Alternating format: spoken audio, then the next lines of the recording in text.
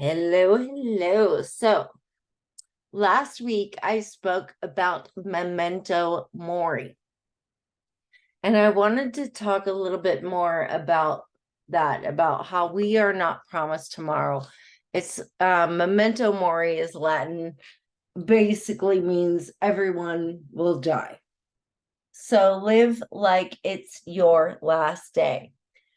And something that I was thinking about actually last week, and I just didn't know how to verbalize it because I hadn't quite processed it all the way in my head, was how when Jessie Lee got diagnosed with stage 4 cancer, she lived her life differently from that moment on. From that moment. And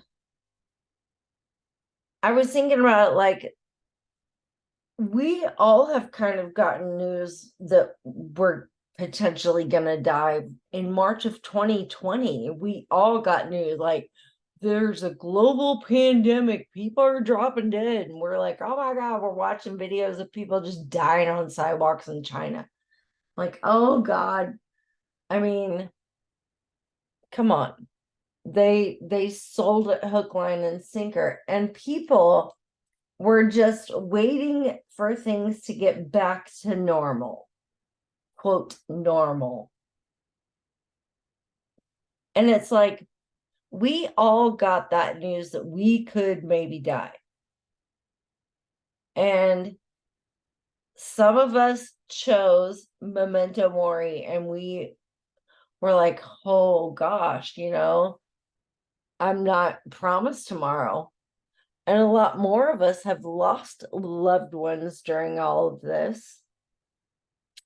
And we know that we are not promised tomorrow because we've seen other people not get a tomorrow.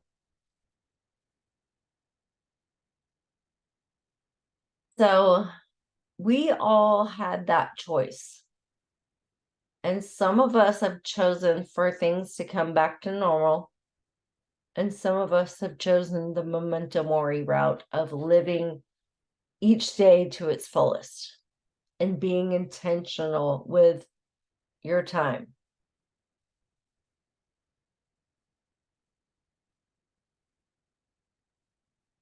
And I didn't think about it in that perspective until I was like, dang, like, all of us got that news, though. All of us got that news almost 4 years ago.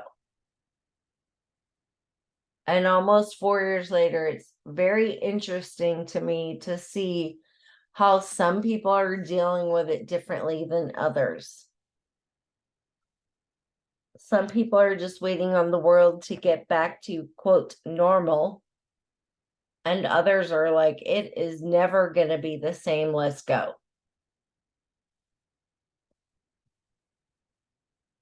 Like I was telling you earlier, it's okay to be uncertain. Just be loud about being uncertain. I've been uncertain about a lot of things, but I keep trying. It's like the cake with the blueberries and lemon. I really want to recreate that cake. I don't know how in the heck they did that giant cake, but I'm going to figure it out.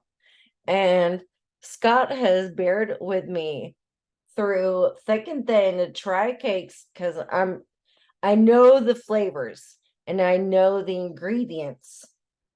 I am just constructing them in different ways until I figure out the magic combination. Because let me tell you, a bundt pan ain't it. Turns out pie filling weighs a whole lot more than cake batter and just sinks to the bottom, makes the top of your bundt cake ugly. That's funny. But I was uncertain. Did it stop me from trying again? No. Did the ugly cake stop me from trying again? No. And it was ugly, but let me tell you, it was so good. And I was making a chocolate cake the other day, and I was having the hardest time getting the actual cake out of the pan after it had come out of the oven. And boyfriend just said, throw it in a bowl and then throw the icing on there and stir it all up, and it don't have to be pretty. It's gonna taste the same. It's okay to be uncertain. And when life threw him that curveball, they pivoted and put the cake in a bowl and threw the icing on top. It was fine. Luckily, I got my cake out finally with enough patience and persistence, and iced it, made it kind of pretty. It was still kind of ugly, but it wasn't a cake in a bowl. So it is okay to be uncertain. And even the most certain on social media are really uncertain in certain aspects of their lives. They're just not loud about it.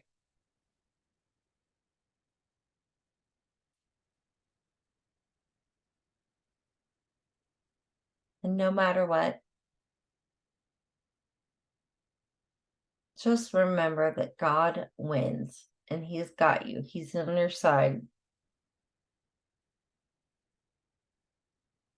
So whether you need love, patience, more commitment to yourself and to more, pray for it, ask for it, be specific.